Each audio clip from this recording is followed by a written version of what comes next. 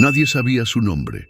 En los registros romanos solo era otro número más entre los ejecutados por crímenes contra el imperio. Pero antes de ser condenado, se llamaba Dimas, un nombre que casi nadie pronunciaba ya, como si hubiera sido borrado por las decisiones equivocadas que tomó a lo largo de su vida. Dimas nació en las laderas polvorientas de Hebrón, en una casa de barro agrietada por el sol, hijo de un albañil enfermo y de una mujer que vendía frutas en el mercado con las manos callosas. Desde pequeño aprendió que sobrevivir era más urgente que soñar. Su infancia tuvo más silencio que risas, más hambre que juguetes. A los 13 años, después de ver a su padre morir aplastado por una piedra suelta en una obra, huyó de casa con el corazón lleno de rabia hacia el mundo. Nadie lo buscó y nadie lo impidió convertirse en lo que acabó siendo: un ladrón, un forajido, alguien que aprendió a robar para comer y luego robaba solo porque era lo único que sabía hacer. Durante años vivió al margen, no solo de la ciudad, sino de la propia esperanza. Dormía en cavernas o en los patios traseros de tabernas sucias y convivía con personas que sonreían mientras tramaban muertes.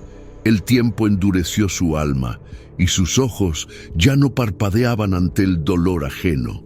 Dimas conoció el olor de la traición, el sabor de la sangre seca y el peso de ser temido por todos, pero amado por nadie.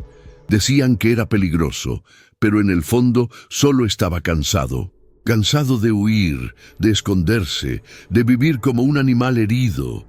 Cuando fue capturado por los soldados romanos, ni siquiera ofreció resistencia.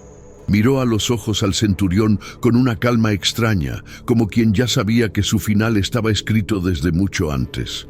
El juicio fue rápido, se necesitaba dar un ejemplo, y él fue elegido. Lo que no sabía, en ese instante en que escuchó la sentencia de muerte por crucifixión, era que su mayor encuentro aún estaba por llegar y que, aunque no lo mereciera, estaba a punto de ser recordado por el propio Hijo de Dios. En la mañana de la ejecución, el cielo parecía burlarse de los condenados con un sol demasiado fuerte para un día de muerte. Dimas caminaba entre dos guardias, los pies heridos hundiéndose en el polvo caliente de la subida al Gólgota. La multitud escupía, reía e insultaba, pero él ya no oía nada. Dentro de él, un silencio pesado tomaba control, no de paz, sino de resignación. Cuando vio las cruces siendo levantadas, sintió un miedo infantil, como el que sintió a los 7 años, cuando su madre desapareció durante una semana y pensó que lo había abandonado. La diferencia era que ahora el abandono era definitivo. Las cuerdas apretando sus muñecas, los clavos, los gritos, todo ocurrió como un borrón. Pero había algo que no esperaba: el hombre del medio. Había otro condenado allí, y Dimas se dio cuenta, aunque entre espasmos de dolor, de que ese hombre era diferente. No resistía, no maldecía, no miraba con odio, solo soportaba, con los ojos levantados al cielo, como si hablara con alguien que el mundo no veía. Las burlas se intensificaron, especialmente contra el hombre del medio. «Sálvate a ti mismo, si eres el Cristo», gritaban soldados, sacerdotes y curiosos. El otro ladrón, el de la cruz a la izquierda, se unió a la gritería, riendo con desprecio y escupiendo palabras amargas. Dimas, aunque en agonía, sintió algo arder dentro de sí, una especie de indignación, pero también una incomodidad inexplicable. Por alguna razón, no podía maldecir a ese hombre. Había algo en su postura, en la manera en que soportaba el dolor sin quebrarse por dentro, que tocaba un punto olvidado dentro de Dimas, un punto que ni siquiera recordaba que aún existía.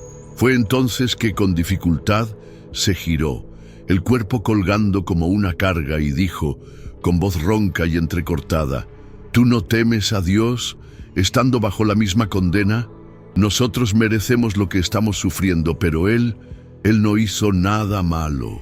Y en ese instante, como un suspiro que venía del fondo del alma, Dimas se dirigió al hombre del medio con una petición que llevaba más fe que muchos cultivaron toda su vida. Jesús, acuérdate de mí cuando entres en tu reino. Lo que vino después no fue un milagro en el cielo, ni una luz brillando alrededor de la cruz. No hubo truenos, ni coros de ángeles.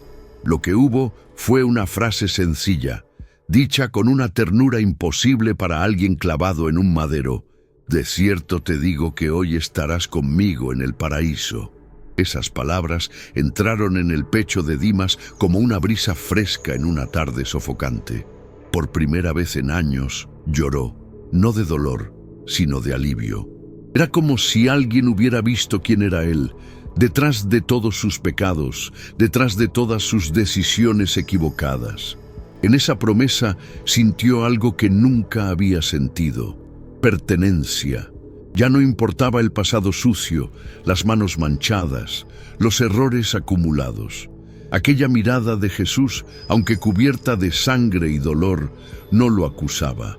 Por el contrario, era una mirada de acogida, como si dijera: sé quién eres, y aún así eres bienvenido. En ese momento, el tiempo pareció detenerse. Los gritos de la multitud quedaron distantes. El sabor de la sangre en la boca, el calor abrasante del sol, las punzadas en todo el cuerpo, todo se desvaneció ante aquella promesa. Dimas no sabía cómo lo explicaría, pero sabía que algo eterno había ocurrido allí, y tal vez lo más impresionante fue esto: no tuvo tiempo de cambiar de vida, de corregir los errores, de hacer las paces con nadie, ni siquiera tuvo tiempo de salir de esa cruz. Y aún así, recibió el mayor regalo que alguien puede recibir: la certeza de que Dios lo había visto, escuchado y aceptado. En su último día, en su último suspiro, fue transformado. No por mérito, sino por gracia. Una gracia escandalosa, desconcertante, que alcanza incluso a quienes ya han perdido todo, menos la capacidad de creer. Los minutos siguientes fueron una mezcla de agonía y paz. El dolor físico era insoportable. Cada respiración arrancaba gemidos involuntarios, y los espasmos en los músculos crucificados lo hacían temblar como una hoja. Pero por dentro, algo había cambiado. Dimas ya no pensaba en la vergüenza de sus crímenes, ni en los rostros de las personas a las que había perjudicado.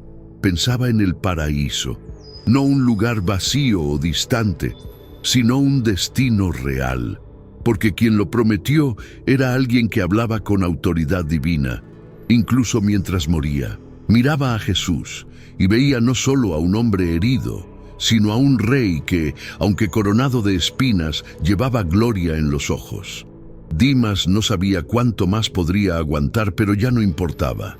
Por primera vez estaba listo para morir, y no con miedo, sino con esperanza. Esperanza de que al otro lado alguien lo esperaba. Mientras el cielo comenzaba a oscurecer, como si el mismo universo estuviera de luto, Dimas sintió su cuerpo fallar. Los ruidos alrededor se confundían con recuerdos distantes. La risa de su padre antes de enfermar, la voz de su madre llamando su nombre junto al río, la primera noche que durmió en la calle. Era como si toda su vida pasara ante sus ojos, no como una acusación, sino como un adiós. Y entonces, en medio del dolor y la oscuridad, sintió algo que no esperaba: paz. Una paz silenciosa, que no dependía de explicaciones.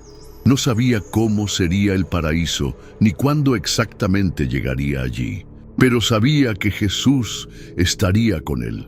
Y eso era todo lo que necesitaba para finalmente ser salvado. Dimas partió con el corazón ligero, sin saber el impacto que su fe tendría. Para él, el paraíso era algo que nunca imaginó alcanzar, pero que ahora se volvía real, prometedor y accesible.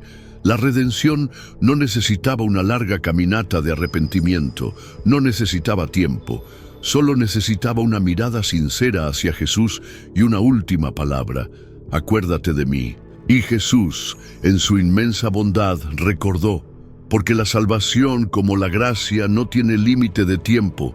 A veces, basta un último suspiro para que todo se transforme. Si este mensaje tocó tu corazón y abrió tus ojos a la grandeza del plan de Dios, no lo guardes solo para ti. Dale me gusta a este video para que pueda llegar a más personas y tocar otras vidas con la misma fuerza con la que tocó la tuya.